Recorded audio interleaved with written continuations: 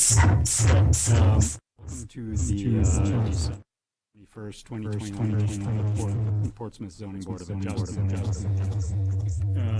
We have a few items of old business. Mr. Rossi, our newest member of the board. Thank you. Welcome. So we're missing one or two people tonight, and our alternate will be sitting in on all petitions.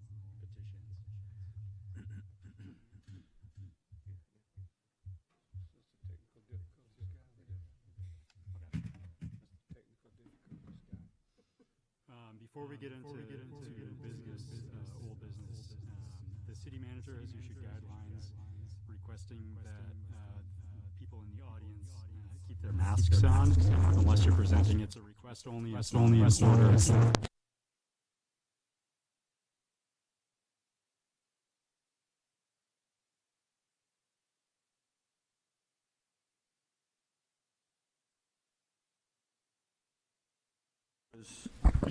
That are attending on the Zoom call, if you would like to participate in a public hearing, wait until the public comment section, and then you can use the raise hand icon to indicate that you would like to speak, and we will call on you so that you can participate in the hearing.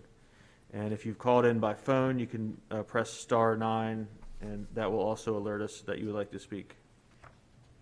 Okay, thanks. So our normal process when hearing from the members of the public is that we allow 15 minutes to applicants, and then we open it up to the public, interested members of the public. We request that those comments be kept to 5 minutes or less. If you have more to say, we'll open it at the very end of the hearing to comments to, for, or against a petition, and you can speak more at length if you're so inclined. The first order of business we have tonight is our elections for chair and for vice chair. So I'll open it up to the board for anybody who wants to make a nomination. I will say that Mr. Parrott, who is absent this evening, was unable to attend, has indicated that he would be willing to serve as chair if somebody nominated him and we voted in his favor.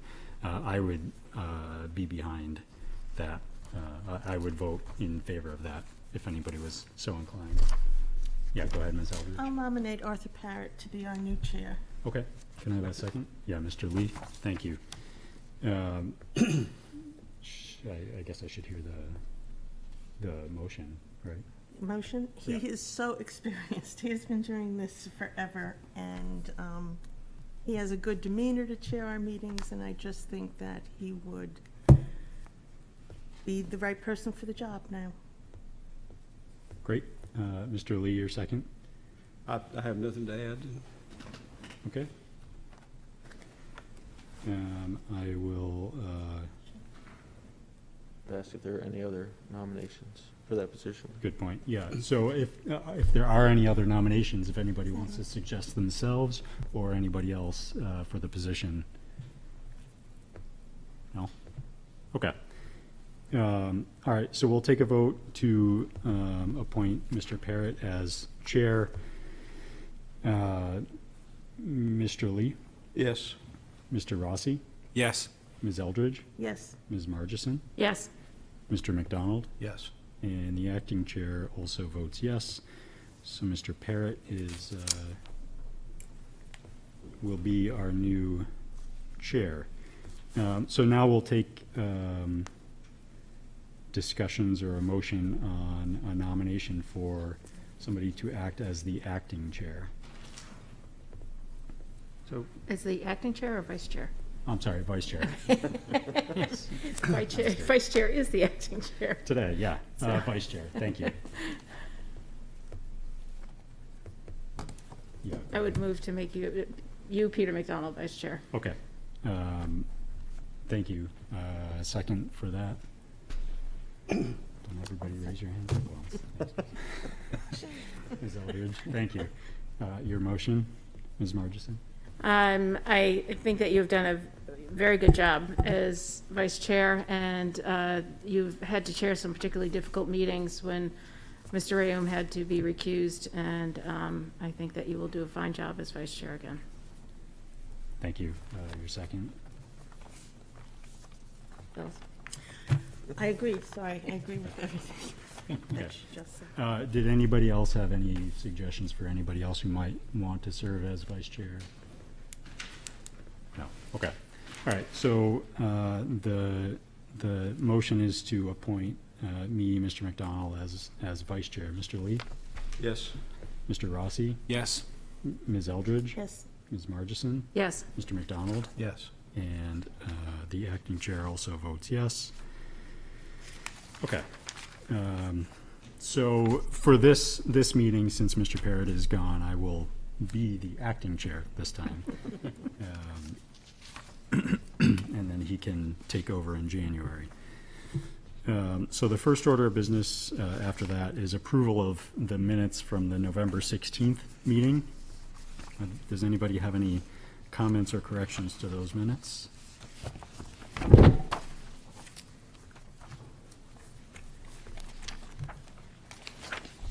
Okay. I saw, page 7. I don't know if I said declaring. I thought I said clearing. And that is the Oh, yep. third paragraph, third line down. Okay. I'm not sure if declaring means anything, so. Yep, that makes more sense. Any other comments from anybody else? Okay, so I'll take a motion to approve the minutes as corrected. So moved. Thank you. And second? Second. Thank you. I'll just take a voice vote. All those in favor? Aye. Aye. And the acting chair also votes yes. Those minutes are approved. That's our routine.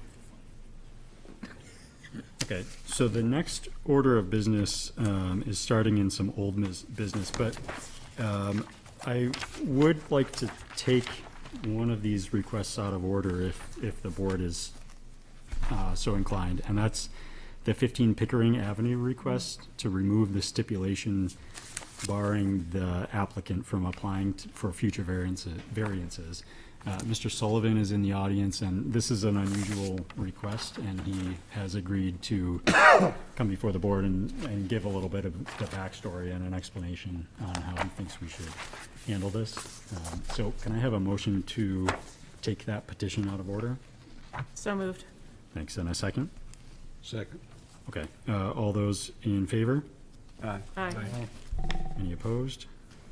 Okay, and the chair also votes yes. Okay, so we'll take that out of order. So this is the request of GRN Realty Trust owner and Glenn Normando applicant for the property located at 15 Pickering Avenue, requesting to remove the stipulation barring him from applying for future variances. The property shown on Assessor Map 102, Lot 24, and lies within the Historic District and Waterfront Business District. And Mr. Sullivan, thank you.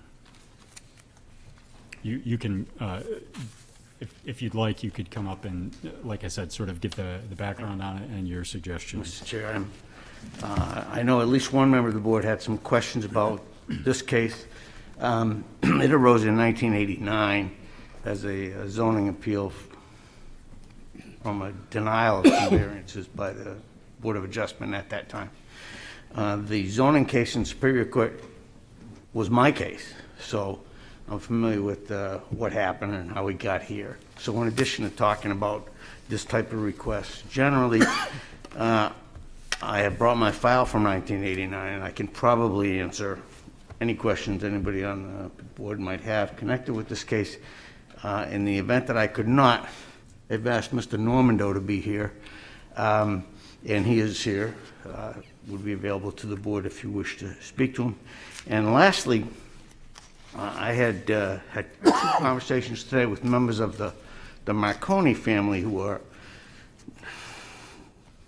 one property away, I believe, from Mr. Normando's property, and we're very much involved. The matriarch of the family, Evelyn Marconi, was very much involved in the case in 1989. So I had 2 conversations with her family today about this. There were a number of them here, but they've left. So with that, I'm available for any questions anybody has. Yeah. So if I may. Yeah, go Sorry. ahead, Ms. Richardson. So the question that I had was that this was a settlement which was approved by a judge of the Superior Court. And even though it seems at first glance it's a little weird to preclude a property from applying for variances going forward, it was a settlement, and sometimes as a settlement you enter into things you may not want to settle an issue. But the question I have is, the first question that I have for Attorney Sullivan was, how can we as the ZBA, given that this is an order entered into by the Superior Court, reverse that order? Sure. The answer is that what the court did in this case was not issue an order after having a hearing. Rather, the parties agreed to a negotiated settlement of the case, and the parties here were the Board of Adjustment itself and Normandos. And so the parties brought their agreement to the judge for the judge to approve. The judge did not participate or order any elements of that settlement. He just approved the entire settlement. And that was done because it makes the agreement more enforceable. If a judge approves a settlement agreement, then the settlement agreement can be enforced by means of contempt of court, as opposed to any other type of remedies that might be available to the parties. It's really the strongest way that you can enforce a settlement agreement, which is why it was done in this case. Now, that said, the court doesn't on its own enforce those agreements. The court would not read a settlement agreement and find a violation and step in and enforce it. The way the settlement agreements gets enforced is whatever party feels that the document is being breached brings that to the court and points out to the judge that there's a court-approved settlement agreement, they're not following it. So that's the enforcement mechanism. It relies upon one party or the other to bring it to the court. If the zoning board, if this zoning board now determines that it does not wish to see the 1989 condition placed on it by your predecessor board, then no one would ever bring it to the court and say there was a violation, because the city, you, would have said, we are not going to enforce that provision anymore. Essentially, since the settlement agreement is just that, it's an agreement between in that case, the Board of Adjustment and the Normandos. What Mr. Normando is suggesting is that the Board of Adjustment and Mr. Normando, would change their agreement, which they could do. Now, if the Board of Adjustment determines to grant the relief requested by Mr. Normando, then the first thing would happen is that nobody connected with the city government would seek to enforce it, because you would have said, don't enforce it. If, this document's recorded, so it creates title issues for Mr. Normando.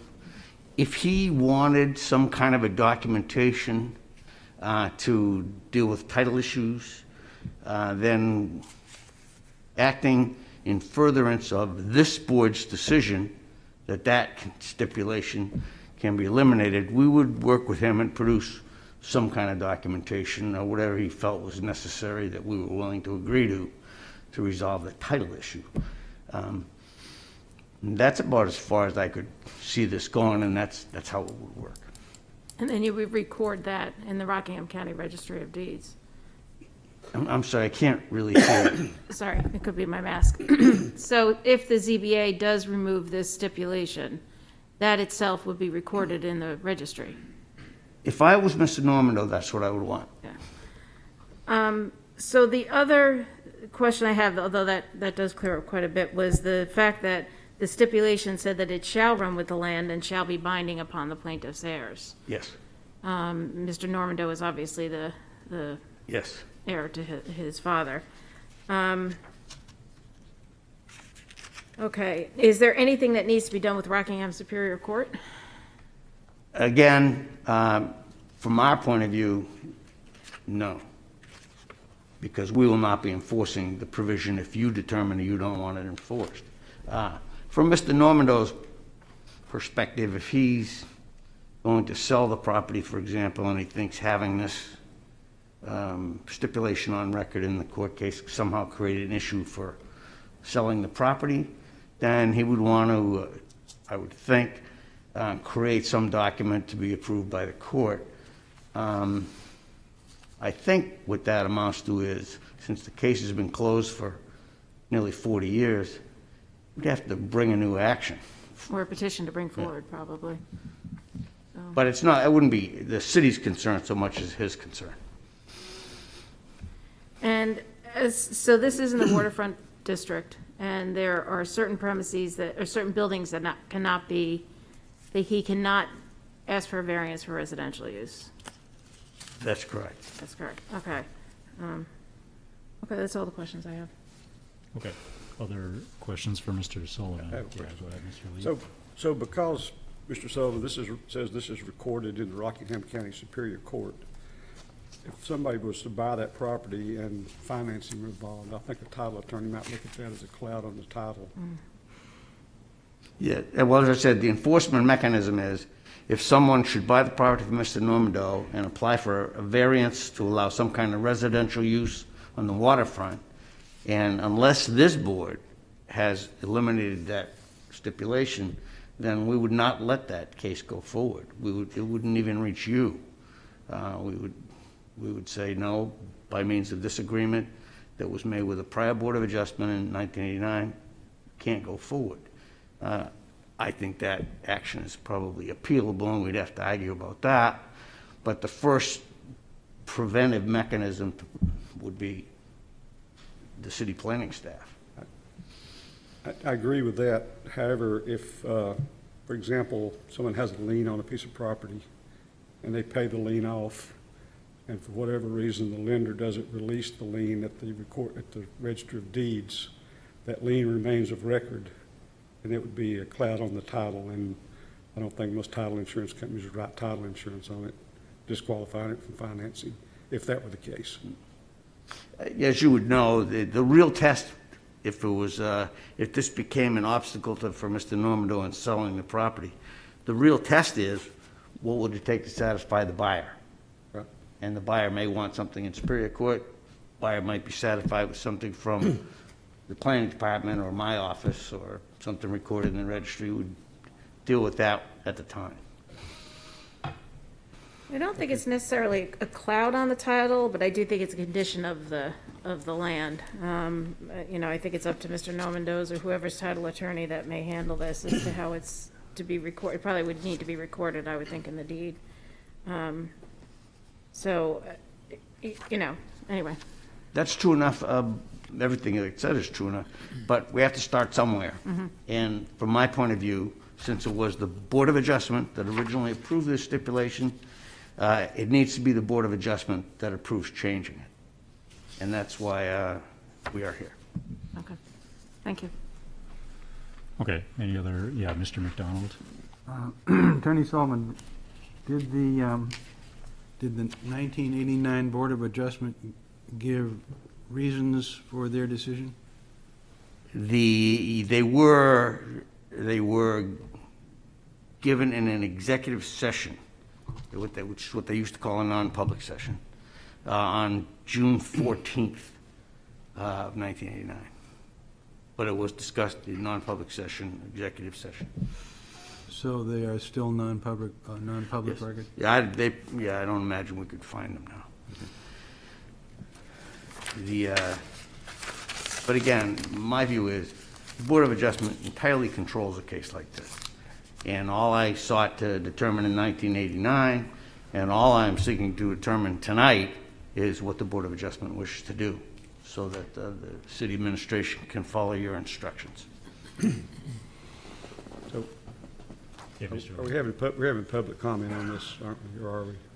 Mr. Smith, We can. It wasn't advertised as a public hearing, but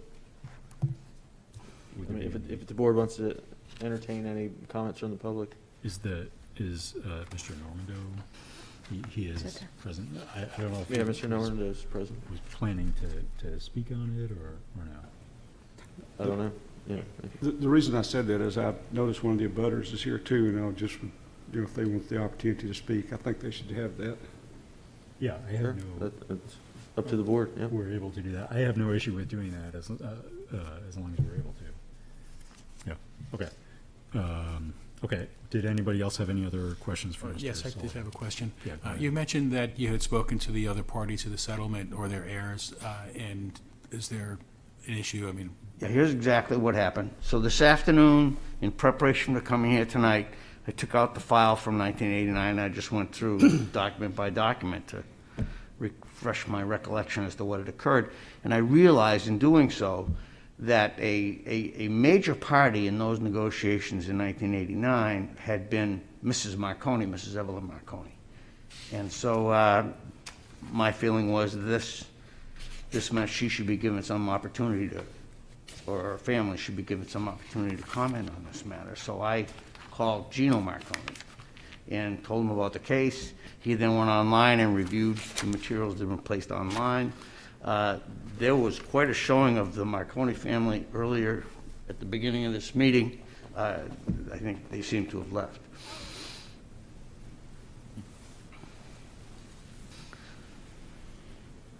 Okay. Yeah, one minute, after Mr. Sullivan is all set. Any other questions for Mr. Sullivan? Were they agreeable to? The last person to talk to him was actually Mr. Normando. Okay. Okay. Okay. Thank you, Mr. Sullivan, I appreciate it. So, yeah, I think we'll open it up to the public and ask to hear from Mr. Normando in particular. If you could just state your name. For the record. Hi, my name's Glenn Normando. I live at 15 Pickering Ave in Portsmouth. The property in question's been in my family since 1975, and I actually purchased it from my father in 2003. So to the abutter question, I talked to Gino and his sister Francesca, and they decided they really didn't have an issue and said they're going home. So I believe they've left. I do appreciate you taking this up. When this was all going on, that is to say the suit, I knew that there was an agreement reached, and that that agreement, my father's attorneys agreed that we wouldn't have residential use of the buildings on the water. I actually never had read the notarized agreement until a few months ago. I lost my wife to cancer 18 months ago, and on advice of my attorney, he said I should have the property appraised, understand, the values associated and all of that. And in the process, realized in reading it that there was actually this thing that said not only was it, couldn't be residential, but it actually prevented us and anyone else from actually requesting any variance, which to me seemed, like, why me? I don't know those exact negotiations that resulted in that, but the fact is I think the only one in the city of Portsmouth that's prevented from filing for a variance on my property. Doesn't mean I would expect it to be granted, nor am I requesting anything that I think is gives me any rights beyond what everyone else in the zone has. But I had to do some refinancing, so I've actually had it appraised twice within the past year and a half, and in both instances they brought this issue up. The appraisers did that.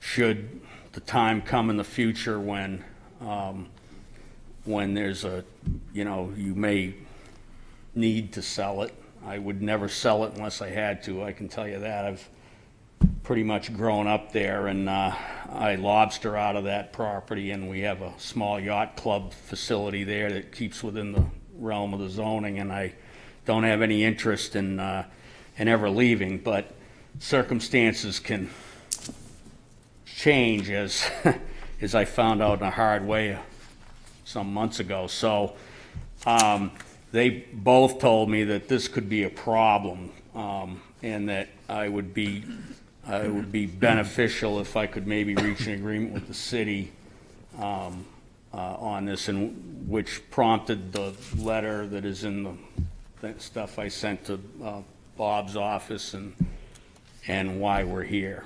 And I've I've paid a lot of taxes for a lot of years down there. Don't want to leave it, and have no plans to.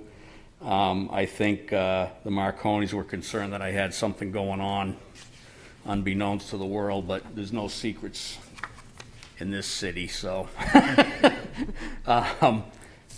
So if any event, that's my story, so I'd appreciate if we could work something out on this. Okay. Thank you, Mr. Thank you. Are there, before you take off, are there any questions for him? Yeah, Mr. Yes, sir. McDonald. Mr. Normando, hi. I'd like to understand what was the reason that the city had for preventing you from even applying for a variance for this long period of time?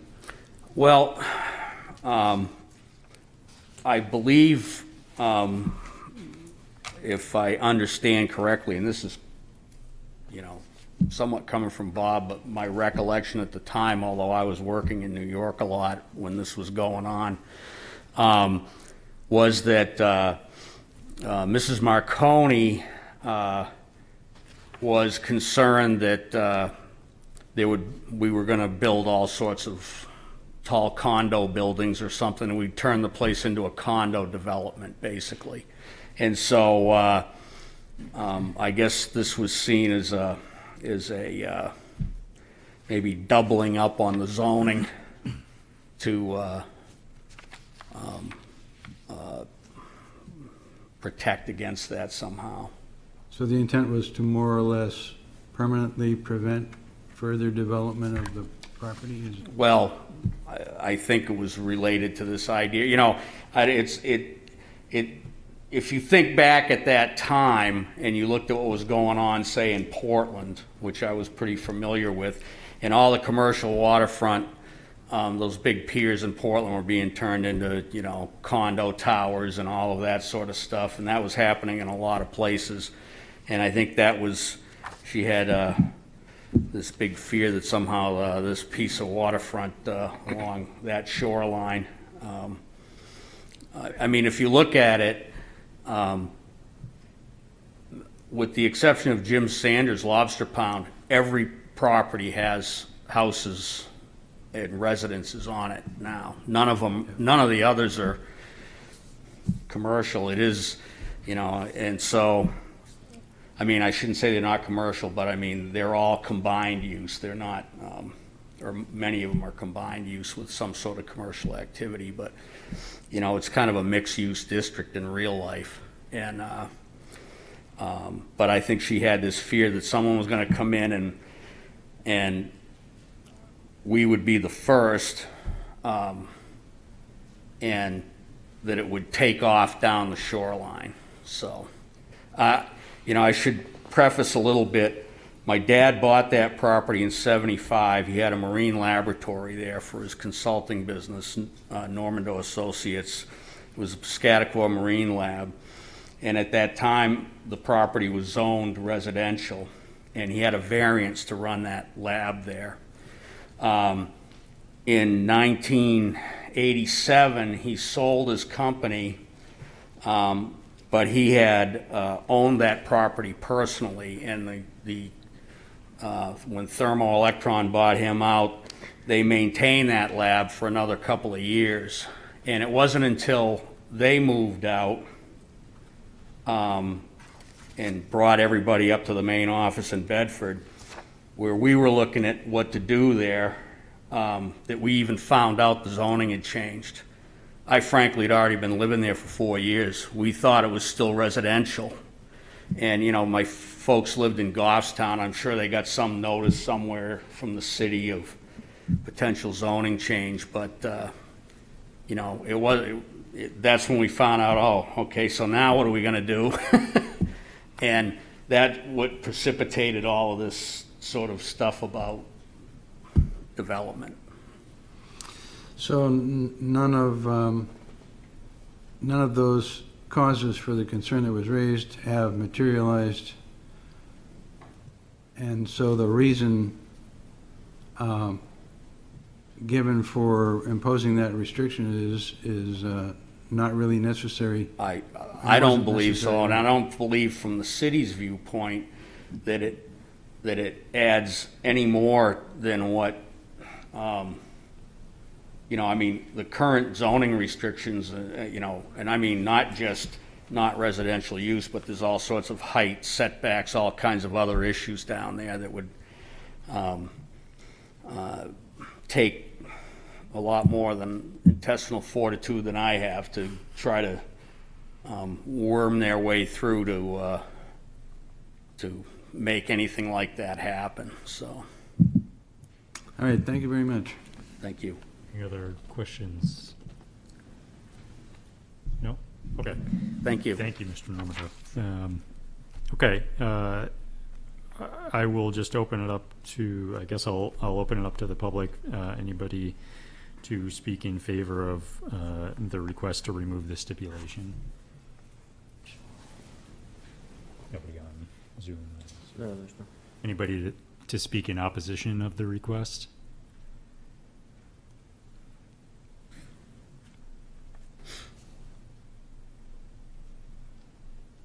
I'm not here to speak in opposition. I'm just getting up for, I guess more my statement is that I was approached today by a couple neighbors, and I support Glenn.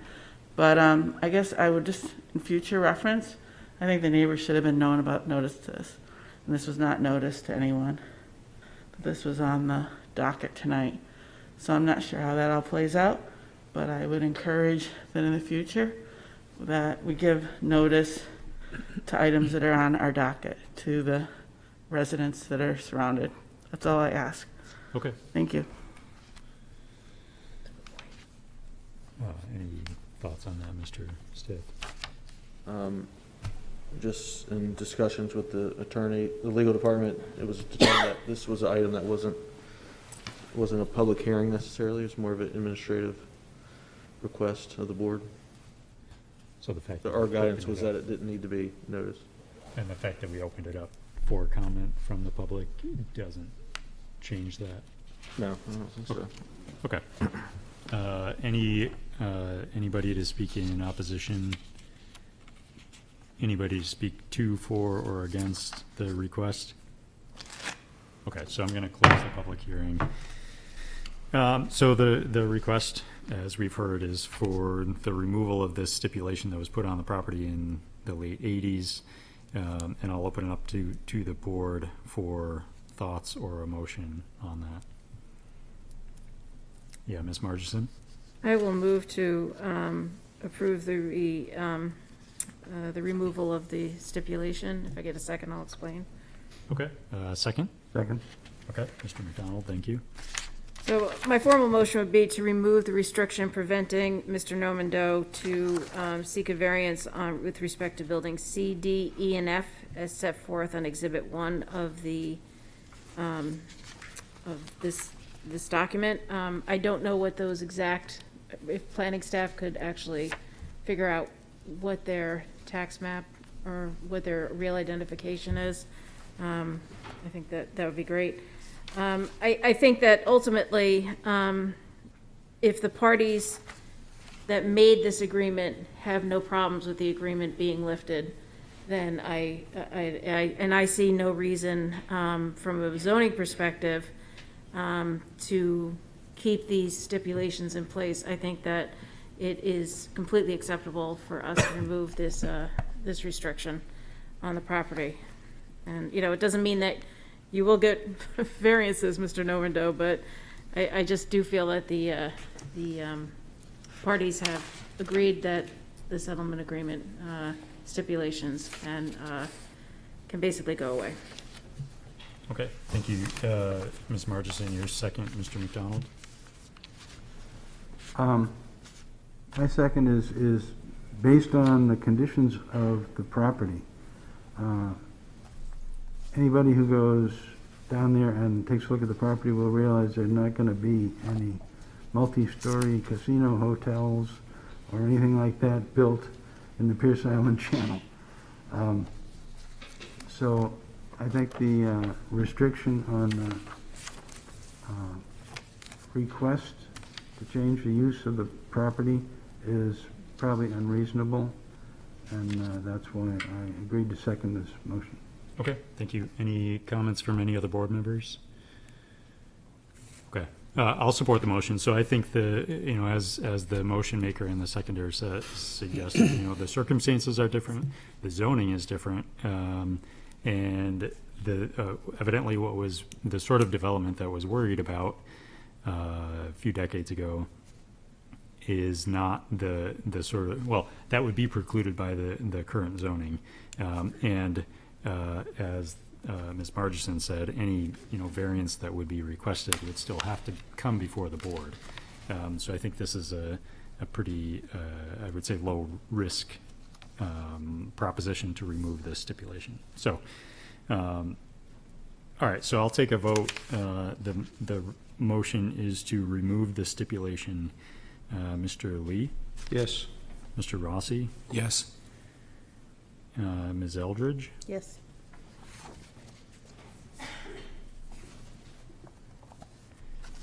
Ms. Margison? Yes. Mr. McDonald? Yes. And the acting chair also votes yes. The request is approved.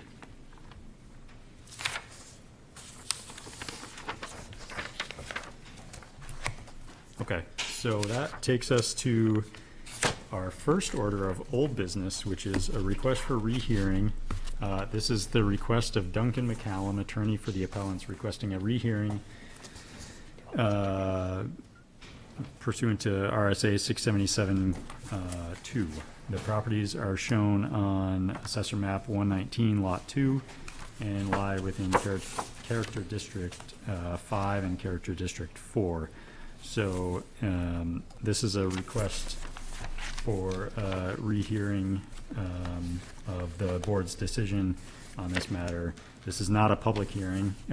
What we do here is decide whether we think, a majority of this board thinks, that we made some error, either of procedure or of law, when we decided what we decided. And if we think that, we would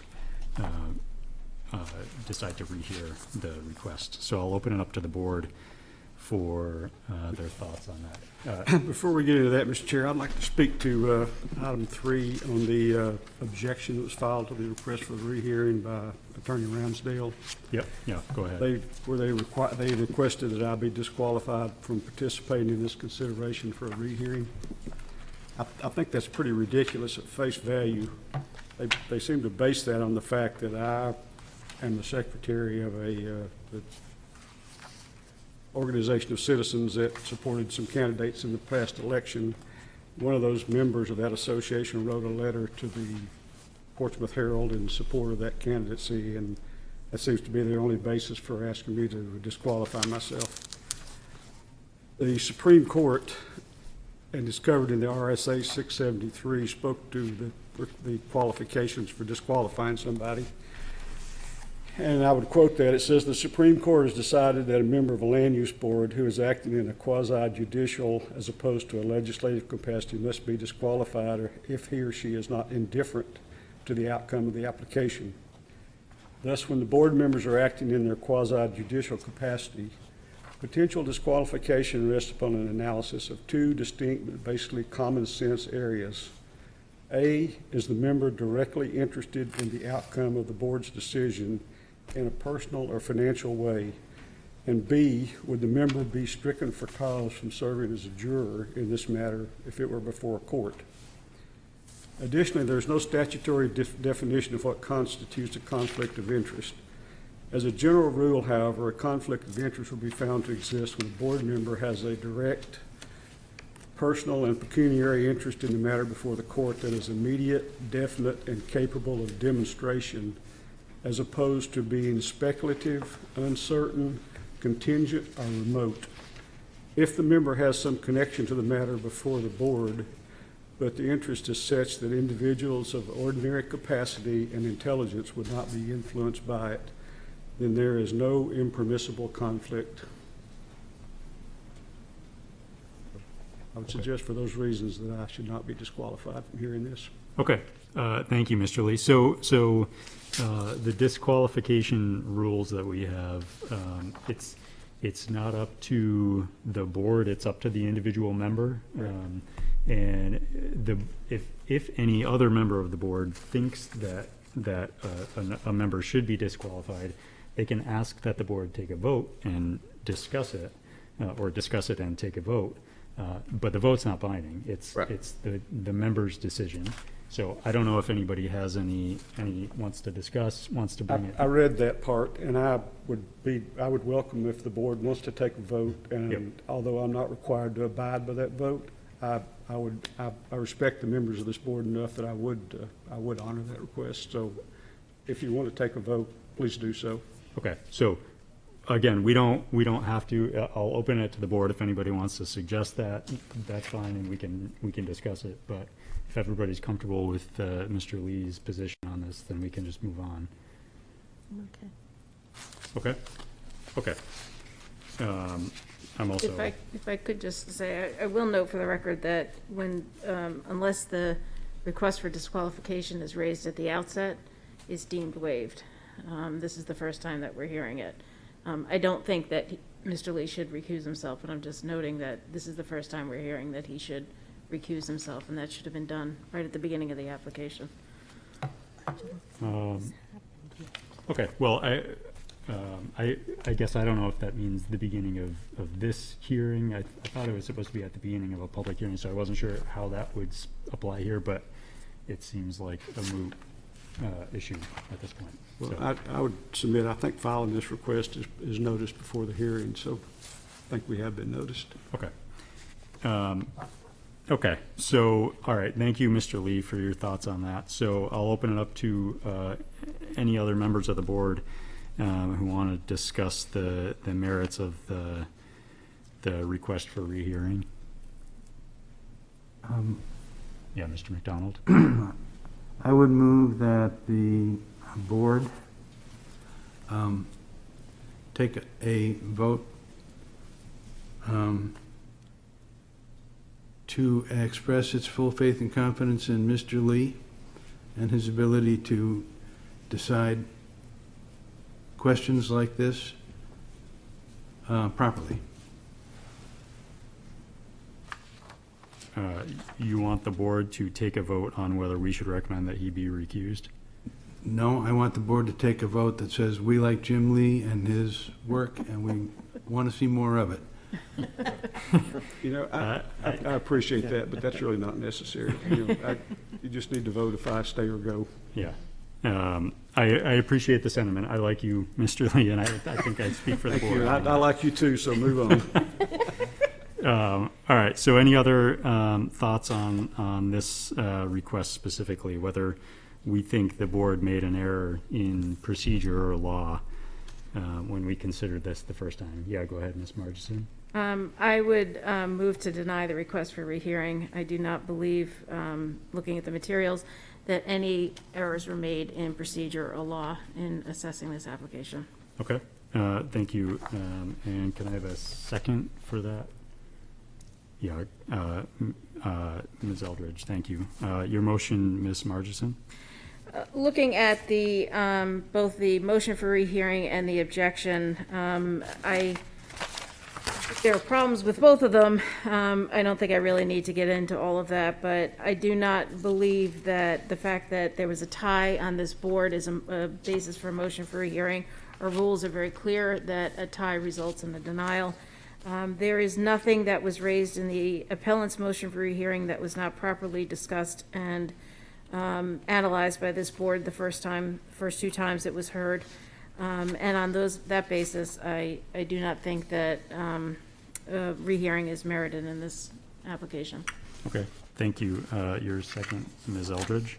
Yeah, I agree. Other than the fact that there was a tie vote, it's the same issues that we had heard the first time. So there is nothing here that would, that indicate that no new issues have been raised, and I feel that we followed the information we had correctly.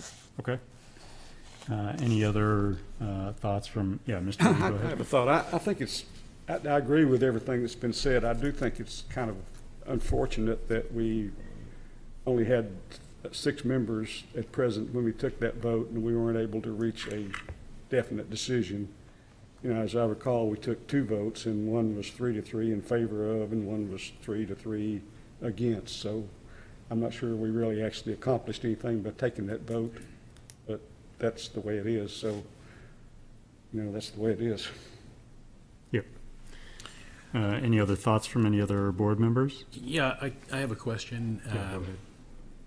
And maybe my fellow board members would indulge me by educating me a little bit here, because I thought this was a pretty complicated thing to go through. So, in the request for rehearing in item 5, there's a lot of discussion about which part of the zoning ordinance prevails within the 100-foot setback, the wetlands, area around North Mill Pond. And the thing that really confused me, and maybe you guys can educate me on it, is when I went and looked at the zoning map and where the actual district is for the, where the border is for the overlay district, it doesn't really go to the edge of the pond. It stops, it looks like about 100 feet from the pond. So why would the overlay district zoning ordinance prevail in this particular spot? Yeah, so that, we discussed that at length. Hours. Yeah, well, Hours and maybe hours. somebody could, so what you're telling me is Yeah. just go back and watch the video? No. But we like you, Tom. Yeah, nobody's recommending you do that, but if you want the full analysis that this board came to on But maybe that. the Reader's Digest version, well, why does that not constitute an error that justifies a rehearing? Yeah, so we, my recollection is that we went back and forth a bit about whether that would mean that the overlay district would apply to the entirety of a lot, including the 100-foot buffer area, and I think that's what we, that's what the prevailing vote suggested in that case. It's a complicated thing, and we spent, I can't adequately summarize it in 30 seconds. We spent a lot of time going over that exact point. But the bottom line is, as stated in the motion, it was given due consideration, We and definitely that's the considered conclusion it. that was reached. Three of us decided that anyway. Well, I mean, that officially was the conclusion that was reached, right? Any other thoughts from any other board members? Okay, so the motion, again, is to deny the request for rehearing. Mr. Lee? To be consistent, I have to vote no on that. No. Okay, Mr. Rossi? Is to deny. I'd say no. Okay, okay. Ms. Eldridge? Yes, to deny. Ms. Margison? Get my head around this. Yes. Mr. McDonald? No. And the acting chair votes yes to deny. So that is a 3-3 vote to deny the request. Peter goes to his handy dandy book again.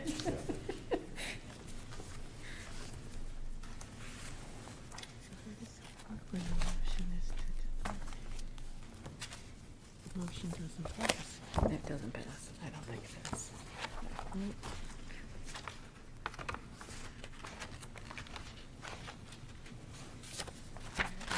before. That's it. Right, we were here before. Well, actually, we're not, because if a tie vote, Because right now, the motion didn't pass. the what? Motion did not pass. Nor did it not pass. The motion failed. So if that motion fails and the next motion fails, yeah, go ahead, Mr. What we did last time is when the first motion failed 3-3 in a tie, the second motion was the opposite of the first motion. Right. And it also failed 3-3 in a tie. Yes, But and in- so I think what happened the last time was that meant the requested relief was not granted. Right. So I think what would happen here, if we had, I think we should have entertain another motion to grant the request, and then we can discuss what happens at that point. But I think probably that's what makes sense, is I'll look for a motion from somebody to grant the request for So- rehearing. Complicated. I'll point this out, Go ahead. that in a request for rehearing, if it's a tie vote, if it's a motion to grant the rehearing results in a tie, and it's 3-3, then the rehearing would be granted. So that is different than an appeal That is from an different than- administrative decision. Okay. So let me just back up and editorialize for a minute. So again, what we're voting on is whether we think we made an error of law or procedure when we voted the first time. We're not voting on whether we agree with the outcome of the vote. We're voting on whether we think we made an error in coming to that decision. So I just want to make sure that we're all, operating from that basic assumption. It's not, do we agree with the result of the last meeting's decision? It's, do we agree that the way we got to that result was in line with the procedure that we're required to follow and was in line with the law that we're required to follow? So again, editorializing, but I will look for a motion to grant the request for rehearing. So moved. Okay, thank you, Mr. McDonald. And, sorry, and a second, please. For the purposes of discussion, I'll second. Okay, thank you, Mr. Lee. Mr. McDonald, your motion? My motion is to agree to rehear the issue in the case we've known as 53 Green Street. I think that's the case.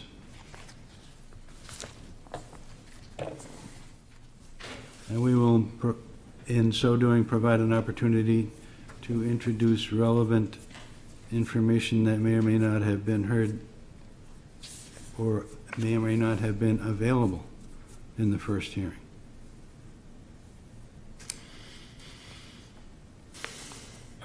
Okay. And your second, Mr. Lee?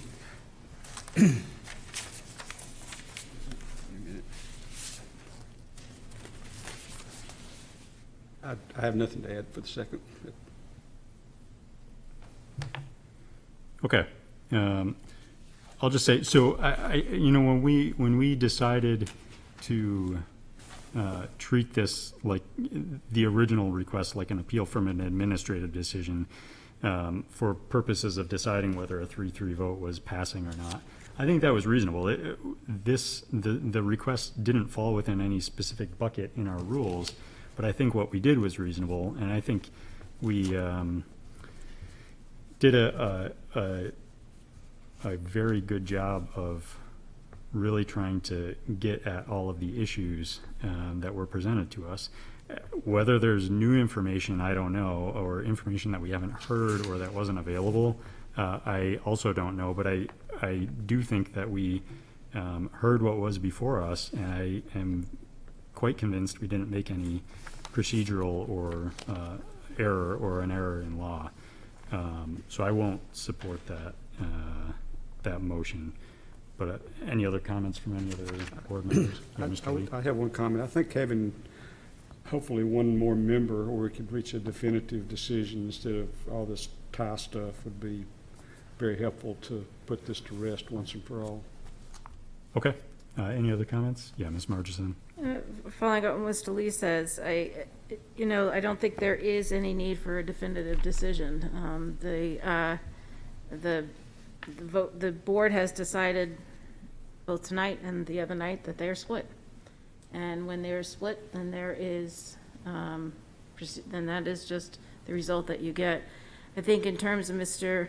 McDonald's motion, I don't know what new information is presented. That was up to the appellant in their motion for rehearing to insert or tell us of new information. I'm not even sure if that would be even appropriate in a motion for rehearing, but without the appellant putting forward any new information that would merit a motion for rehearing, I think to grant one on the sense that there might be one is speculative.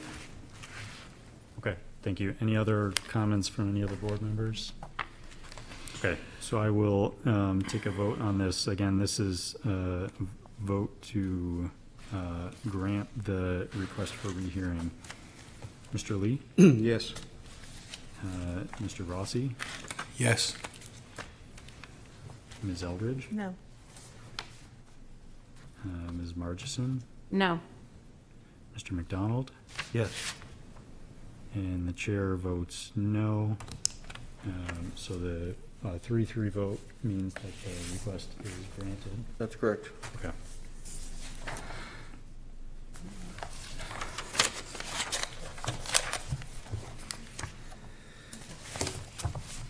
All right, so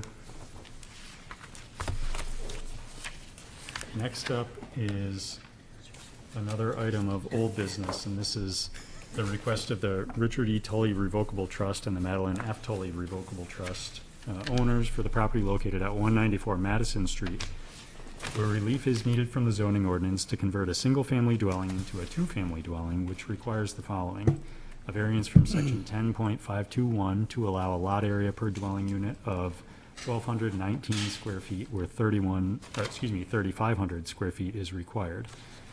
The property is shown on Assessor Map 146, Lot 17, and is in the General Residence C District.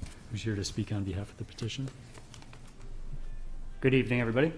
I'm very new to all of this and not sure exactly what the expectation is of me, but I'm available to answer any questions or walk you through my application.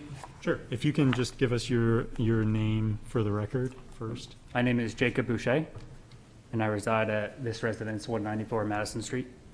Great. So yeah, what we typically do is you can present however you want, but we would we have to follow specific criteria in deciding whether or not to grant a variance. So you can speak to those criteria, maybe give us a background of what you're proposing to do here. Should I appeal more to the facts or more to the heart? I guess I would We're heartless leave facts. it to you. All right, we'll stick to the facts. So I would like to convert this to currently it's a legal one-family residence. I would like to convert it to a two-family. Again, I'm trying to figure this out as I go, but I did read through the Portsmouth zoning ordinance in detail, and from what I could tell, there was two possible solutions to legally convert it.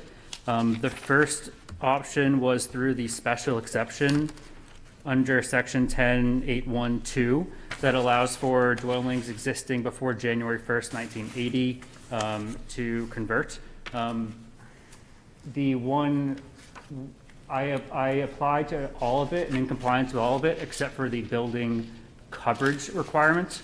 That section requires a maximum building coverage of 35%, and per my calculations, my building coverage is 38.7%. So a little bit different there. That is one option to grant it under that special exception with a variance on the building lot coverage. The other option was to issue a variance under section 10521, which says that in my zone, GRC, the minimum area per dwelling unit is 3,500 square feet, where mine would be 1,219. So I'm requesting a variant of that. And is there anything else I should speak to? Yeah, if you, I mean, if you want to go through the criteria, you can. You've laid it out a bit in your presentation, so you can rely on that. You can sort of give us a summary on how it complies with the criteria that we have to follow. Yep. So I guess if we wanted to scroll down here. Yeah. So I responded in red to all of the regulations that I found to be applicable in this section. So the first is that it's not going to be contrary to any public interest. From what I can tell, it will only help public interest and is in line with the rest of the residences in the neighborhood. So far as I can tell, every residence in this neighborhood is a multifamily, either apartments or condos. If not every, then the vast majority of them. By converting it, I believe that will raise the value of the home, so that should help the community and everyone around. You know, the spirit of the ordinance will be observed. So, I mean, first of all, I'm here and trying to follow the legal process to bring this into compliance.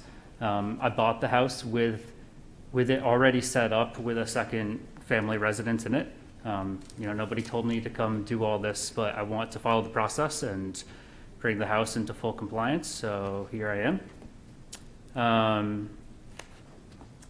So yeah, 223.24, the values of surrounding properties will not be diminished. From what I can tell, it would only help them. You know, the next section about unnecessary hardships and whatnot, I'm just saying that I find this to be a reasonable request for various reasons. For the first part, that again, I'm not attempting to change anything, but just to slowly bring this into compliance. That I nearly meet the special exemption rule, and compared to other dwellings in this neighborhood, it seems to be very normal, and I don't know about other variances approved for this neighborhood, but I would guess that there are some. My residence seems to have one of the bigger yards in the area, whereas I would imagine that there has been other variances for building lot coverage, considering there more people reside in the other houses and they have smaller house lots. Okay, thank you. Questions for the applicant? No? Okay, thank you very much. Actually, I just have Oh, I'm sorry. just one Go question, ahead. just for the record. I mean, it's pretty self-evident, but the variance for the lot area per dwelling is, it goes down by half. You're not enlarging the structure, it's just because now there are two families contained in one structure. So I just want to establish that for the record, correct? Correct. Okay. Yep, there would be no exterior or interior modifications, and I did mention that in here, but there would be no alterations or anything like that unless deemed necessary to come into compliance and to do this. And one other note, if necessary, I could potentially remove the garage, and then I would meet the building coverage requirement of 35%, but I didn't find that to be reasonable. Okay. Any other questions or comments? Okay, thank you very much. Thank you. Okay, is there anybody here to speak in favor of the petition? Is there anybody here to speak in opposition?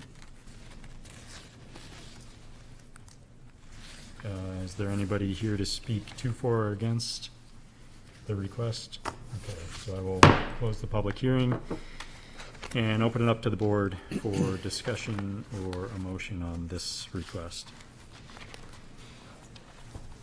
Yeah, Mr. I Rossi. would simply like to move that the variance request be granted. Okay, thank you. And a second, please? I'll second. Thank you, Ms. Margison. Mr. Rossi, your motion, please? I think that the variance is acceptable in keeping with the characteristics of the neighborhood. That's it. Okay. So usually what we would do is run through the criteria. Oh, okay. Not to belabor the point. Do I but, have to, well, I mean, would I need to simply reread? Here's a cheat sheet. Yeah. Okay, no, and, you know, This add cheat your sheet's better than the- gloss on it. and my gloss, I'm not sure I have too much gloss to add. I thought that the applicant did a good job of addressing these, actually, so if I could just find his notes, I will refer to them. Just give me a moment.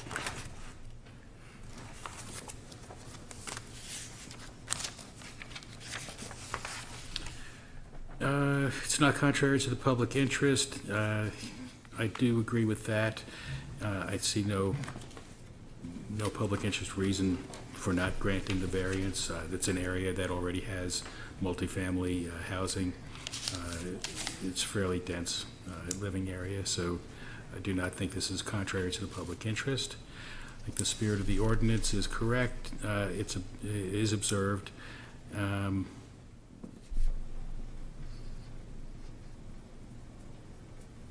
Substantial justice will be done.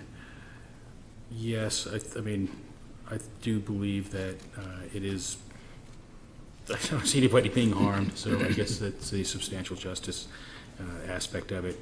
I don't see any way that it would affect the surrounding properties. They all seem to be very, very similar in character. And I do think that when someone is in a property that is already being used for a two-family, situation, to impose this ordinance without variance would be an unwarranted hardship. Okay, thank you. Ms. Margison, your second? I'll just expand on that a little bit. The variance is not contrary to the public interest, and the spirit of the ordinance is observed.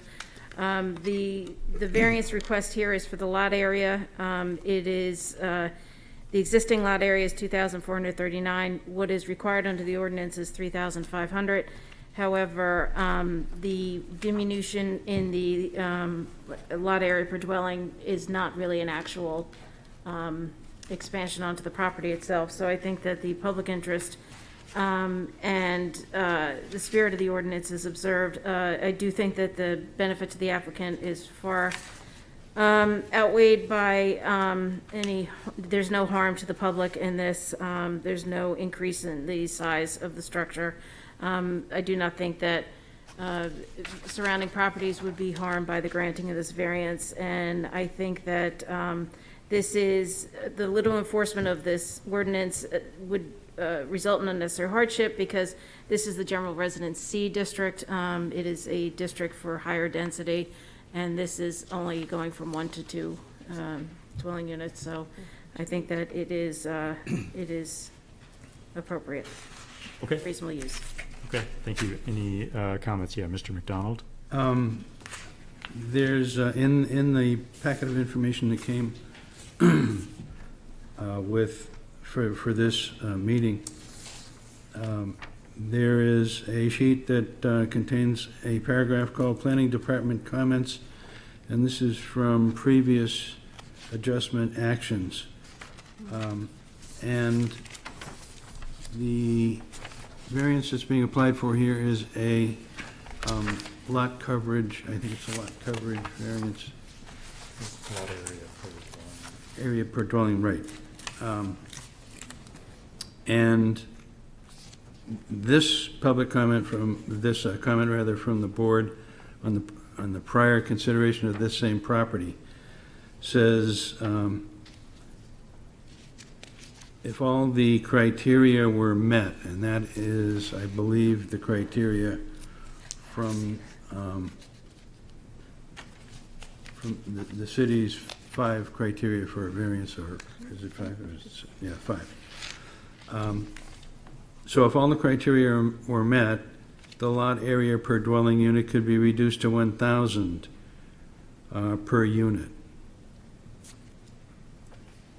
Excuse me, if he were seeking a special exception, but he's not, he's seeking a variance. Right. Yeah, I think what. And that's you think explained that's the why he difference? had to seek a variance instead. Yeah, so the planning department comment says, there's a process by which you can ask for a special exception, which is a lower bar than asking for a variance. And what they're saying is, if you meet, so the criteria they're talking about is with respect to open space and maximum building coverage And and parking. off-street parking, right? So if those criteria were met, instead of applying for a variance, they could ask for a special exception and have as low as 1,000 square feet per unit in this zone. What they're saying here, what the planning department is saying here is they don't comply with all those requirements because they don't comply with the maximum building coverage. I'll say the building coverage is, as the applicant noted, the maximum building coverage is 35%. And the applicant estimated that it's currently 38%. So it's a very short distance to actually complying with the requirements to ask for a special exception.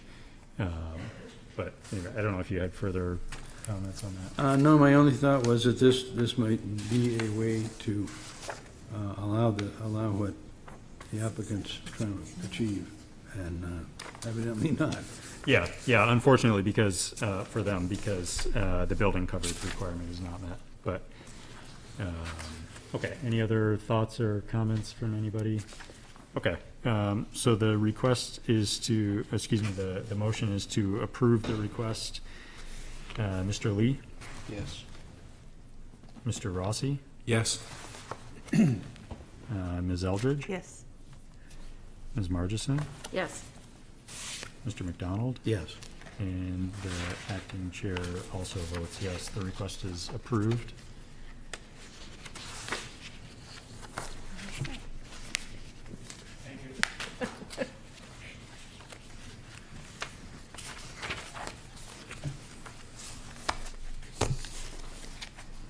Okay, next up is one more item of old business. This is a request of the Monarch Family Trust of 2018 owner for the property located at 45 Miller Avenue, where relief is needed from the zoning ordinance for an addition of a covered front porch and conversion of an existing balcony into an enclosed bathroom, which requires the following. Variances from section 10.521 to allow an 8-foot left side yard where 10 feet is required, and 28% building coverage where 25% is the maximum allowed, and a variance from section 10.321 to allow a non-conforming building or structure to be expanded, reconstructed, or enlarged without conforming to the requirements of the ordinance. The property is shown on Assessor Map 129, Lot 21, and lies within the General Residence A district. Who's here to speak on behalf of the petition? Hi, my name is Josh White from TMS Architects, and I'm here to speak for the applicant. Okay, go ahead. So a little background on the building. It was originally constructed around 1937, when zoning was probably much different back then. And so due to that, not much on this lot conforms to the current zoning in terms of dimensional regulations. Both side setbacks are 8 feet, and so the existing building sits well within the required 10-foot. When the current owner purchased the property in 2018, the building had several outstructures, and our total lot coverage was 32% versus the 25. We've done quite a few significant renovations since then, and this is kind of the last phase that we're looking at completing. We're going to be transforming what was a balcony with a little flat roof section, which just doesn't work too well in New England, into a additional second floor bathroom. So we need to extend a dormer slightly into the setback, and then we would like to add a small covered porch for the entry off the front, which is going to take our coverage from where it's at just under 26% up to about 28%. For the criteria, the variance is not in the public not contrary to public interest. The building will kind of increase curb appeal with the renovations, matching what's the surrounding buildings look like. The literal enforcement of the zoning would relate in some unnecessary hardship, since the lot size is much smaller than what the required lot size is. The existing building coverage already exceeds the coverage limits, and it was already constructed within the setbacks. The spirit of the ordinance is observed. We're not encroaching further in the setbacks. We're going flush up to the existing building, so we're not actually going closer to the existing structures. Substantial justice will be done.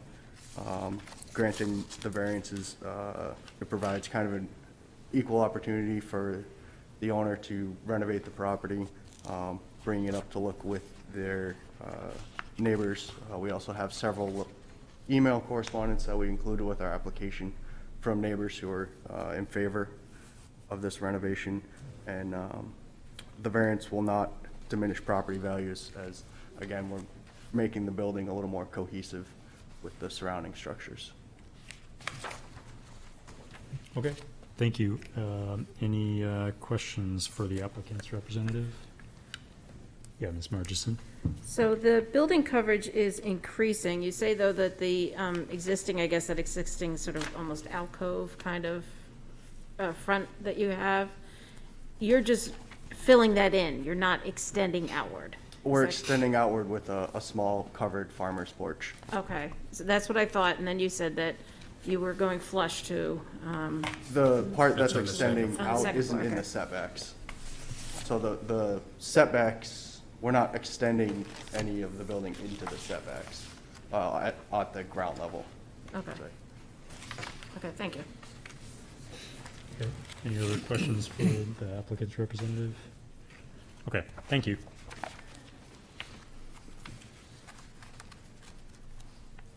So I'll open this up to the public. Is there anybody here to speak in favor of this petition? Is there anybody here to speak in opposition? Is there anybody here to speak to, for, or against the request? Well, seeing no one rise, I'll close the public hearing and open it up to the board for discussion or motion on this request.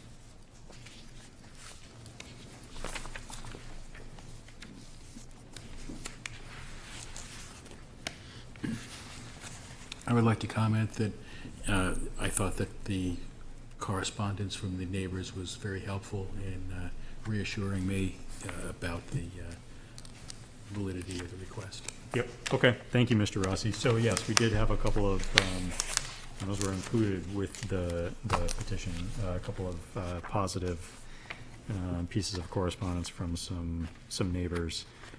I believe they were all positive, yeah, they were all positive.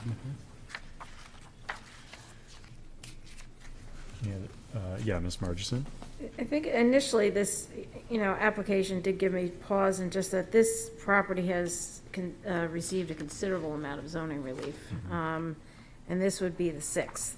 But that said, I did have to take this application on its face. I don't really think, there is a increase in the building coverage, which is the real reason for the variance. I can't say that it is so against the implicit or explicit purpose of the ordinance that it is that much of a conflict. So, there has been a lot of zoning relief on this property. Yeah, that's right, including recently, a few years ago. Just 3 years ago. To increase building coverage.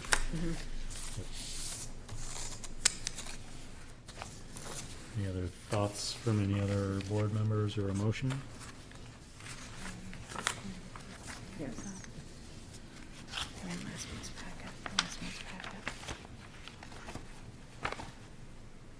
So, Mr. Chair, I'd move we approve this application. Okay, thank you, Mr. Lee. Can I have a second? I'll second. Ms. Aldridge, thank you. Mr. Lee, your motion? Okay, so This variance is not contrary to the public interest, and the spirit of the ordinance is observed. This is a fairly minimal, although one of many requests for a variance. They're filling in some of the existing building to increase the livable square feet of the building and putting a small addition on the front, which doesn't really change that much in the neighborhood. Substantial justice here is done because the benefit to the applicant is not outweighed by any harm to the general public or anyone else. Certainly doesn't diminish any of the surrounding property values by making these improvements. Literal enforcement of this ordinance would result in an unnecessary hardship. There's no fair and substantial relationship between the general or public purposes of the ordinance and the specific applications to this property, and it seems to me that the proposed use is a reasonable one. So for those reasons, I've moved that we approve this application. Okay, thank you, Mr. Lee. Your second, Ms. Eldridge? I agree and have nothing to add. Okay, thank you. Any other thoughts from any other board members? Okay, so the motion is to approve the request. Mr. Lee? Yes. Mr. Rossi? Yes. Ms. Eldridge? Yes. Ms. Margison? Yes. Mr. McDonald? And the acting chair also votes yes, the request is approved.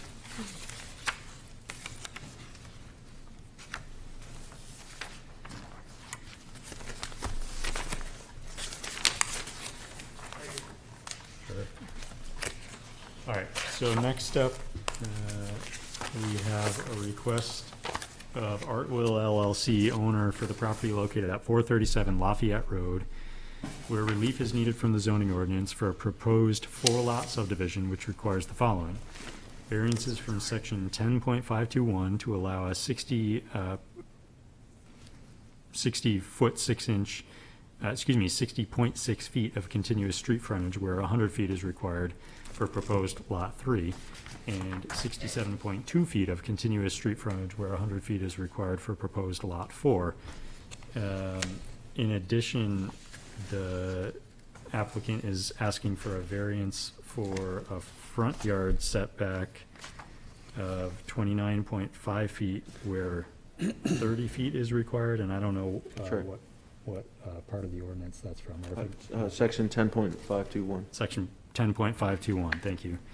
And the property shown on Assessor Map 229, Lot 1, and lies within the Single Residence B District. Who's here to speak on behalf of the petition? Mr. Acting Chair, members of the board, Attorney Derek Durbin for the record. I'm here on behalf of Artwill LLC, the applicant. The applicant is requesting a 1-month continuance to have a full board for the January meeting, hopefully have a full board for the January meeting. So we would ask if you would entertain that request before we'd have to proceed. Okay, yeah, so for the benefit of at least our new member, we will offer, so we have to have a quorum before we can have a vote, and that a quorum is 4 members.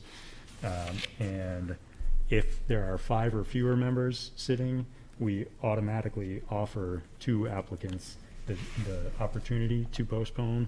We don't automatically offer the opportunity to postpone if there are 6, not 7 members, but it's not something we're precluded from granting, and so if somebody asks for it, we can entertain that. So, Thank you. Chairman, could you please speak up a little bit, please? speak up. Thank you very, very much. I'm sorry. Nope, that's fine. Thanks. So it's something that we can entertain. So thoughts from any board members about that, or a motion to postpone if that's the inclination. Go. I move we grant the request for a continuance. Okay. If I thank were you. at this meeting watching the ties, I would ask for the same. Fair enough. Okay. Off the record. It's very much on the record. They all heard it. You do the statistics. Thank you. Can I have a second for that? I'll second it. Okay. Thank you, Ms. Eldridge. Your motion, excuse me, thank you, Ms. Margison. Your motion, Ms. Eldridge. It seems a reasonable request that this is a large project and we are short people. And I don't think there's any problem with asking for a full review from this board. Okay. All right, I'll just take a vote on this. I guess, do I need to close the? I don't think we. No, we didn't open the We didn't public open the public hearing. Okay. But I don't know if Ms. Margiston has a second, or any comments? Oh, did you? Nothing further. Okay. Mr. Chair, did. Somebody has to do it. Thank you. All right, so the request is to postpone to the January meeting. Mr. Lee? Yes. Mr. Rossi? Yes. Ms. Eldridge? Yes. Ms. Margison? Yes. Mr. McDonald? Yes. And the acting chair also votes yes. So that request will be postponed until our January meeting. Okay, thank you very much. Thank you you. for your time. I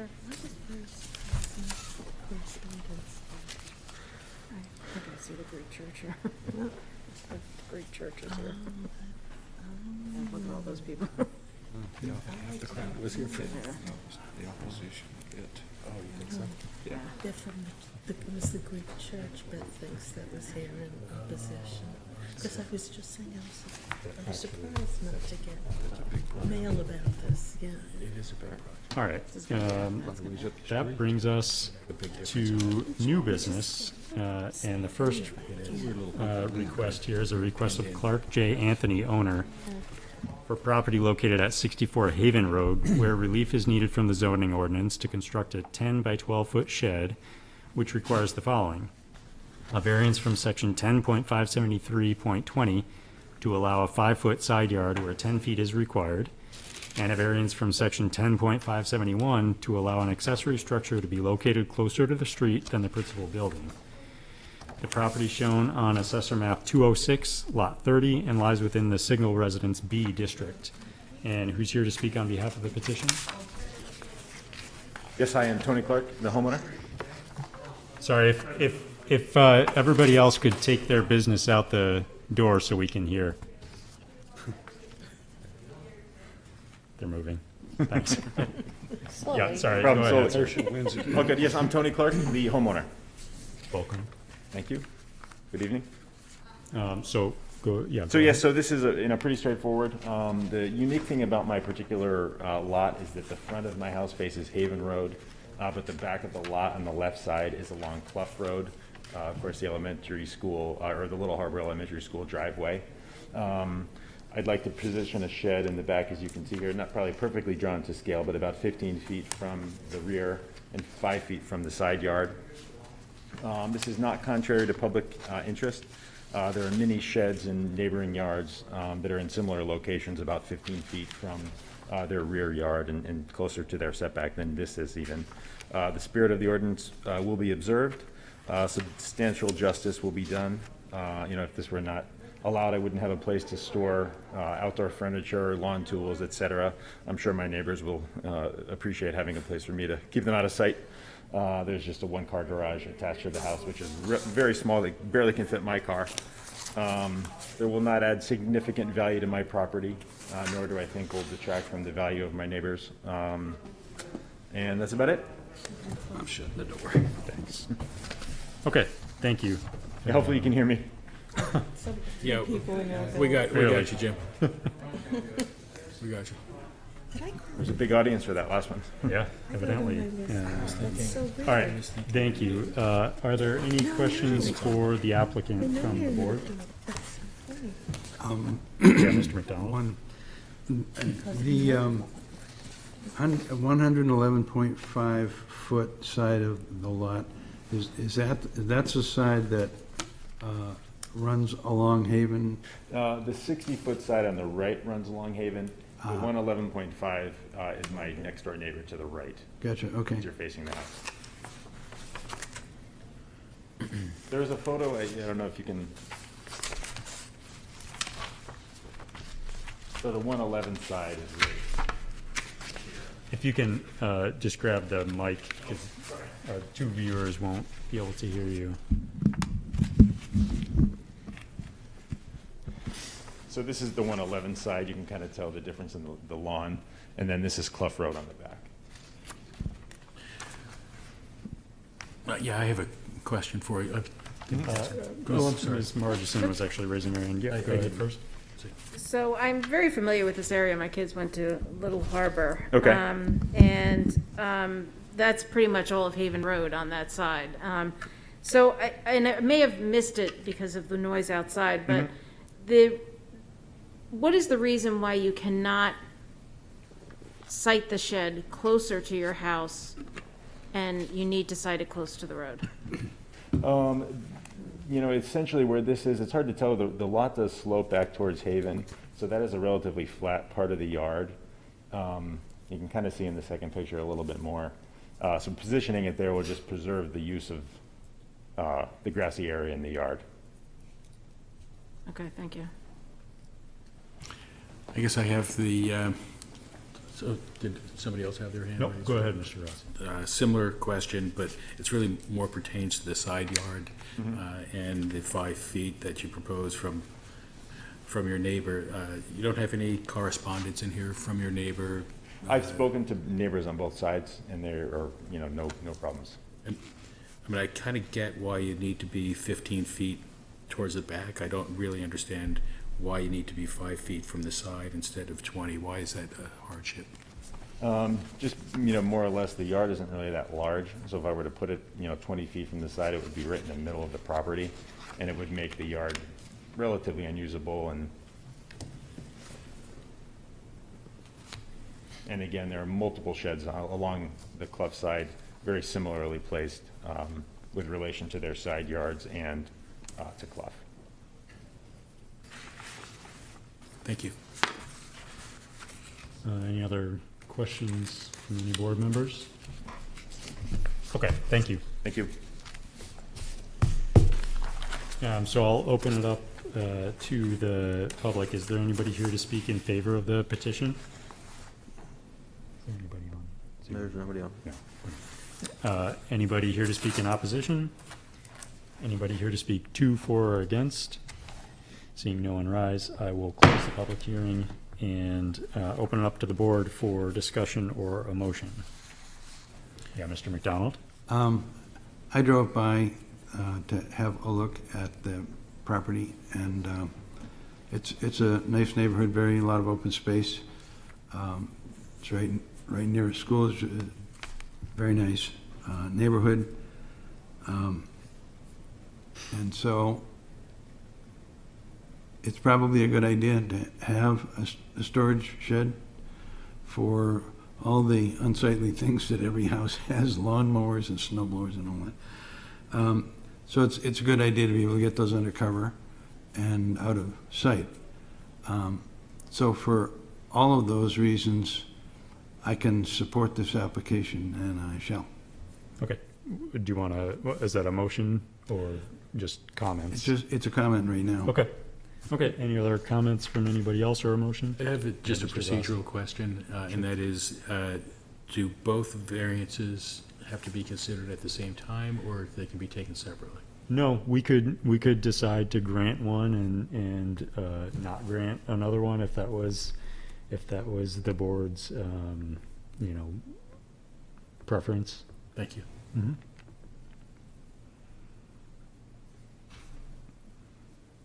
Any other thoughts from any other board members?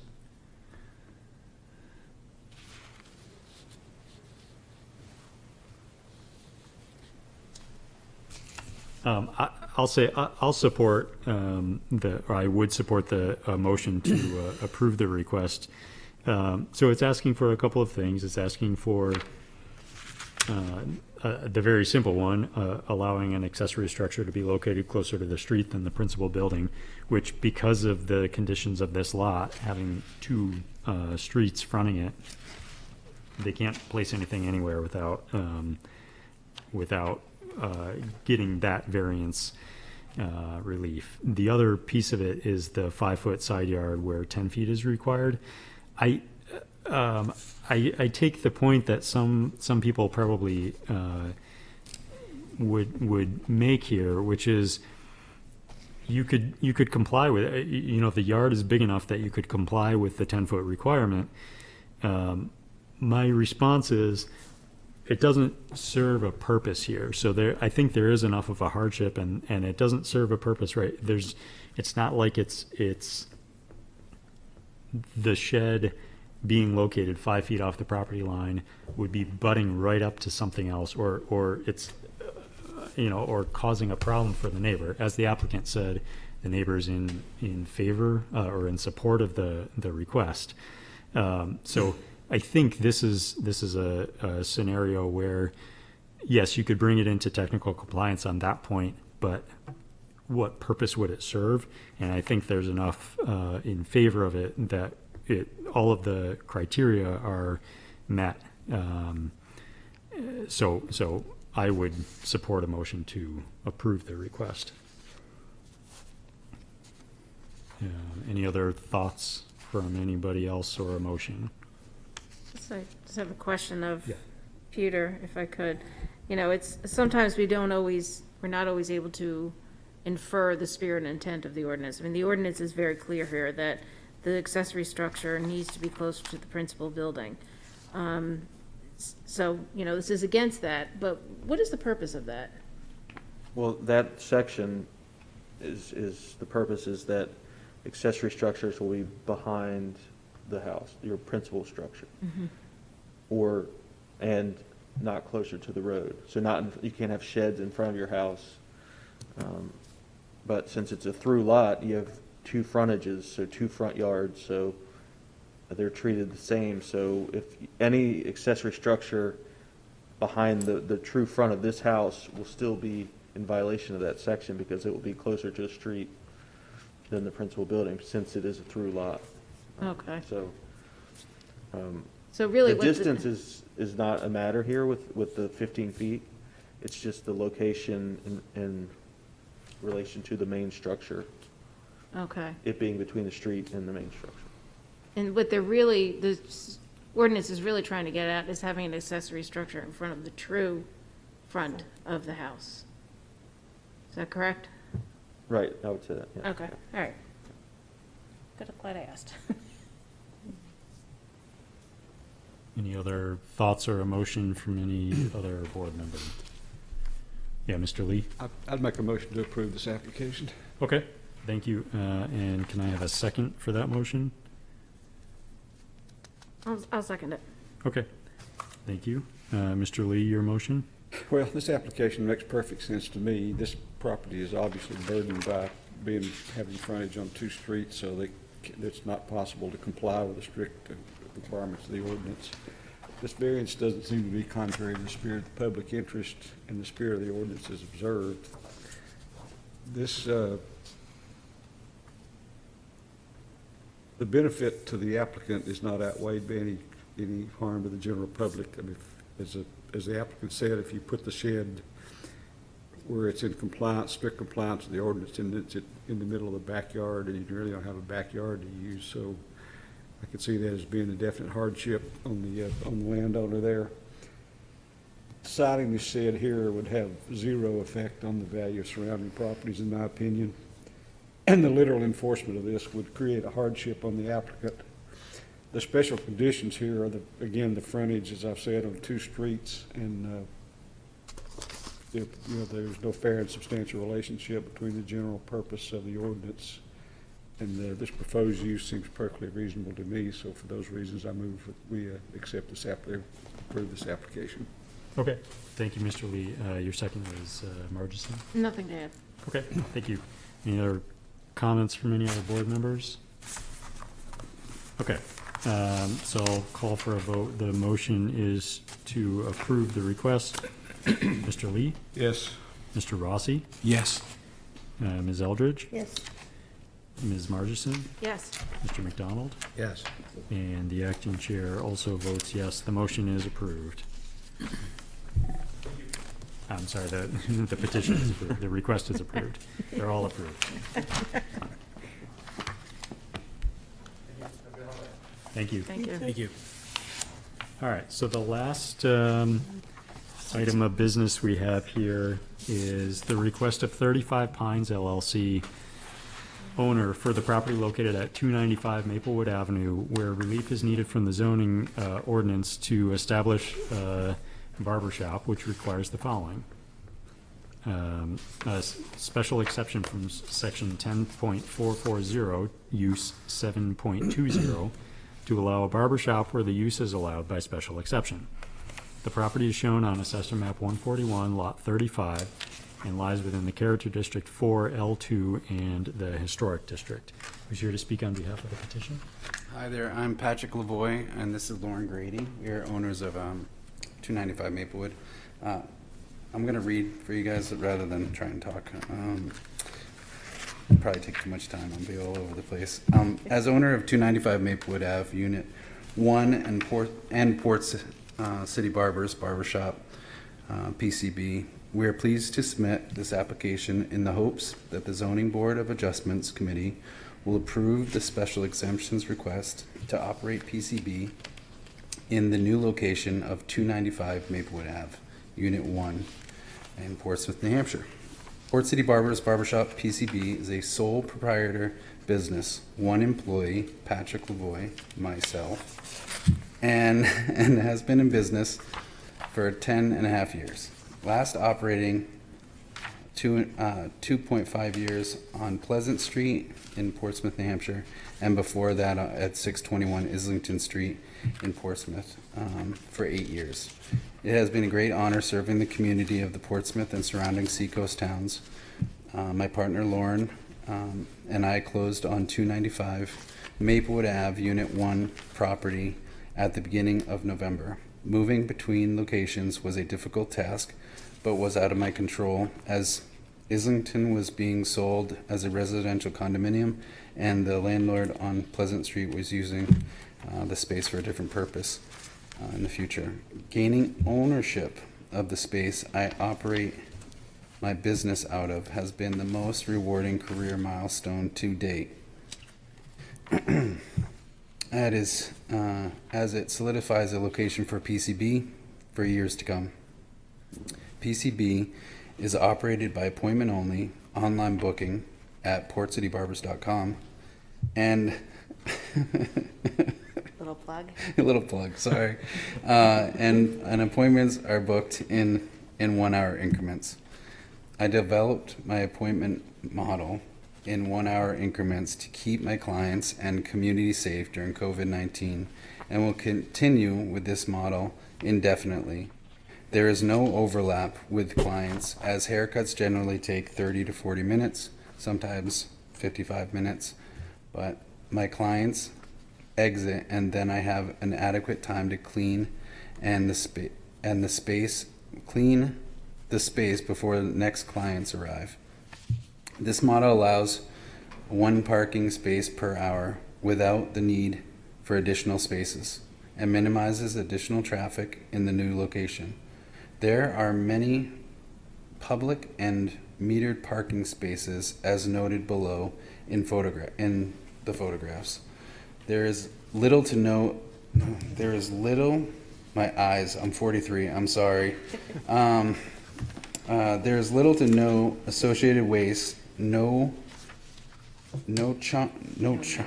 necessary build-outs of space, and no safety hazards associated with PCB. We will always maintain the charm and history of the beautiful building PCB is operating out of, and as part of the HOA, the maintenance and upkeep of 295 Maplewood is paramount for all stakeholders. The approval of this permit is extremely important to continue serving the community and operating the business that means everything to me and my family. I appreciate your time and efforts in approving this special exemption request. Property analysis would be 295 Maplewood Ave. Unit 1 is a commercial space with a mixed-use condominium. The commercial space was previously used as an insurance company for many years. The condominium has 2 residential units and 1 commercial space. Okay, That's what we thank you. Questions for the applicant? Yeah, Ms. Margison. So, you sought a special exception to eliminate the on-site parking. What happened with that at the planning board? And we got pushed off to the 30th of December. Okay. The And TAC. Oh, the TAC got approved. No, the planning board, they were on the agenda last week, but the meeting, they postponed most of the meeting until the 30th, so they didn't hear that. Okay. For the Went too conditional use long. permit. Right. Yeah. Sorry, I didn't watch the planning board to find that out. It's okay. No It's way. okay. I figured I can ask. Yeah. So the concern I have is, I know that area well, and I know the people that used to own that building, and it's exquisite. And I worked around there. There is the metered parking is further down on Maplewood Avenue. So, and you can't park anywhere near there on Maplewood Avenue or Dennett. So my question to you is, why are you trying to eliminate the parking? So there is none. There's no parking. What is behind the building? So the behind the building, those two spots are so each condominium has one parking spot each. And that's right directly behind the building where the barber shop is. There's the boat launch at the end, and that's where I'm telling my guys to park, because that's public parking, or to go and pay the parking meters over by where all the hotels are. Yeah, it's further down on Maplewood. Yeah, and For the bridge.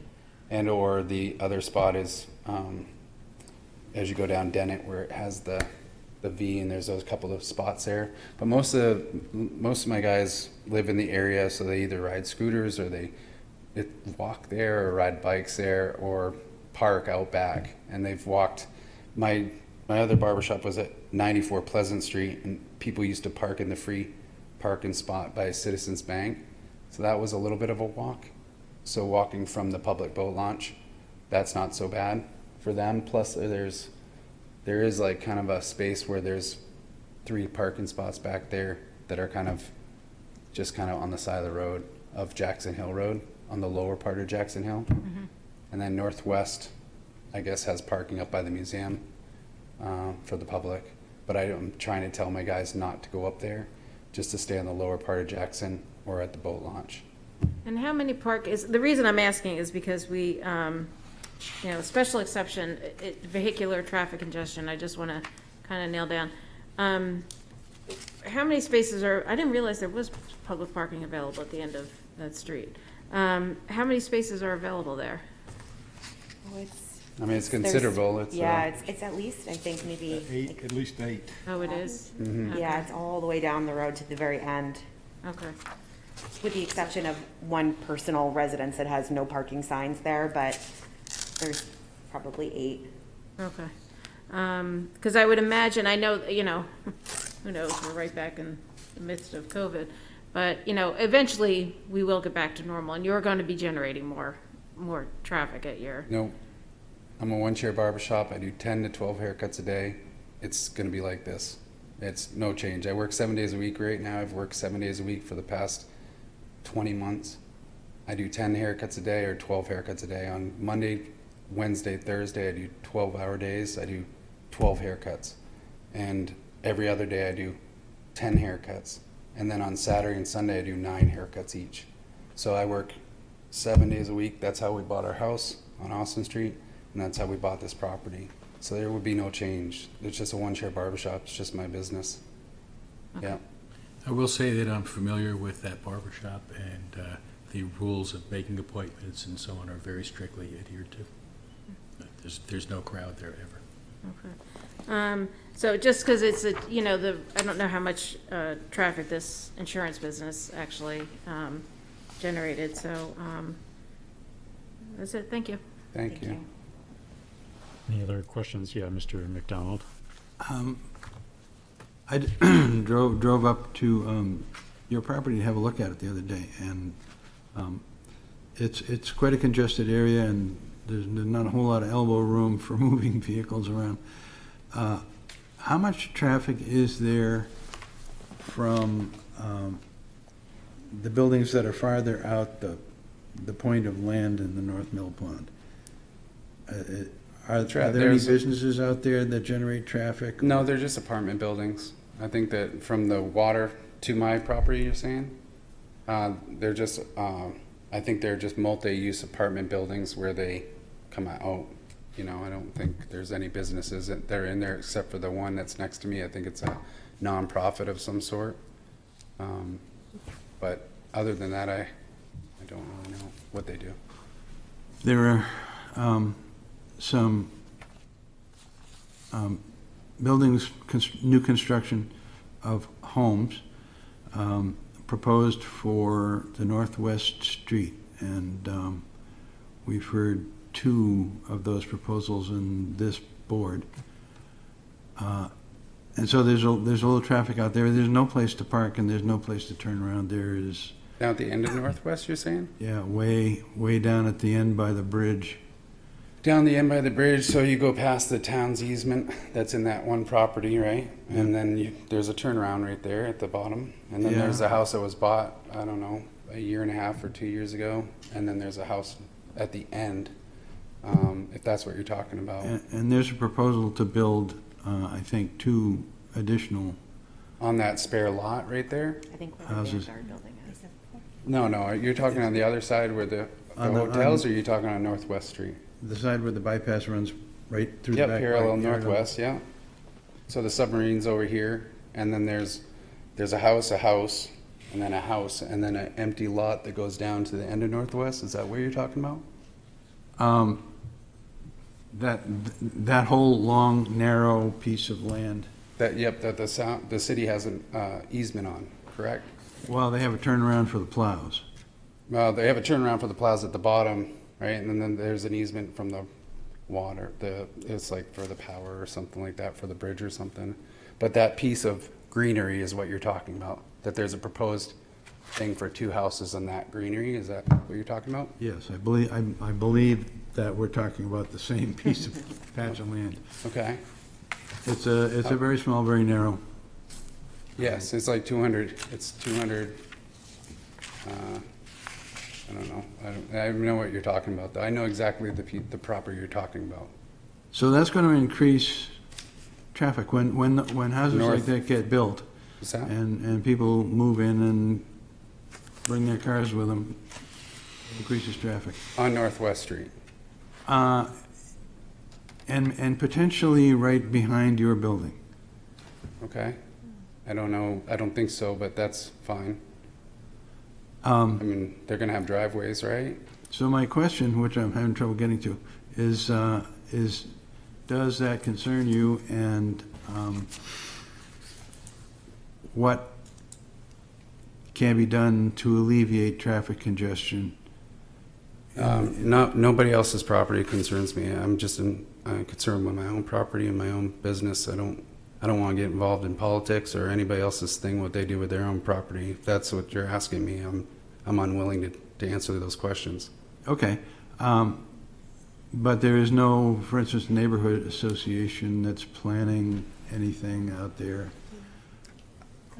I just got here. I have no idea of plans for anything. I'm just one guy looking to cut hair and make a living.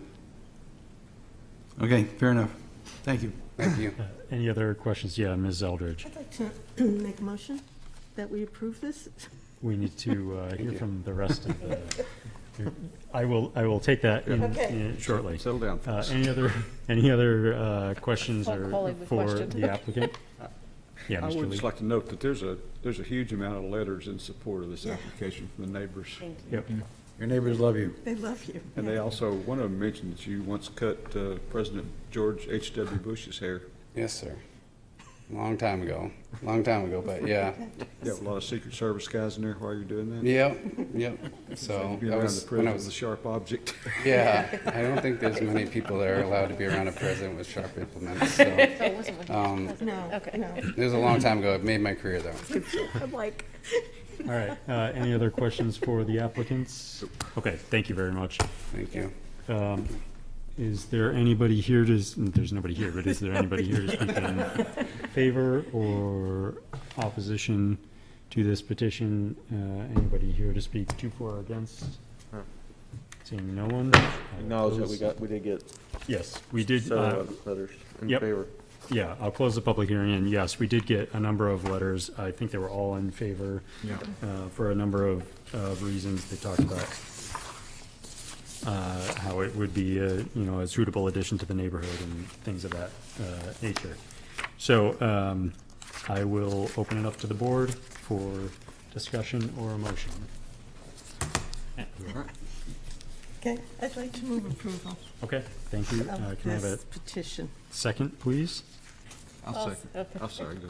Thanks, Mr. Lee. Ms. Eldridge, your motion. There has been a commercial use for that property for decades, and I don't think that this barber shop is going to be in any more traffic with it than the others did, especially under the rules of this barber shop. So I don't think there'll be a hazard to the public or adjacent property on account of potential fire, explosion, or toxic materials. No detriment to property values. As I said, this has been commercial space, and the neighbors are very excited about it. No creation of a traffic safety hazard or substantial increase in the level of traffic. No excessive demand on municipal services, including but not limited to water, sewer, waste disposal, police, fire protection, and schools. And no significant increase of stormwater runoff onto adjacent properties, since nothing is physically changing with the building. So everything will pretty much stay the same. So for those reasons, I think that this barber shop should be granted a special exception. Okay, thank you, Ms. Eldridge. Your second, Mr. Lee. I concur and have nothing to add. Okay, thank you. Any comments from anybody else? Yeah, Ms. Margison. Just the only comment I have is, my concern was about the parking issue. That has been answered to my satisfaction. I do not believe that there will be any traffic safety hazard or a substantial increase in the level of traffic congestion from such a low-impact business. So my concerns were addressed. Thank you. Okay, thank you. Any other comments? Okay, so the motion is to approve the request for special exception. Mr. Lee? Yes. Mr. Rossi? Yes. Ms. Eldridge? Yes. Ms. Margison? Yes. Mr. McDonald? Yes. And the acting chair also votes yes, the request is approved. Go forth. Way to Go forth and cut hair. Thank you so much. Sure. Okay, so that was the last item of new business that we had. Did anybody else have any other business? Okay, so I will look for a motion to adjourn. So moved. Thank you, Mr. Lee. A second, please. Second. Thank you, Mr. McDonald. All in favor? Aye. And the acting chair votes aye. We are adjourned.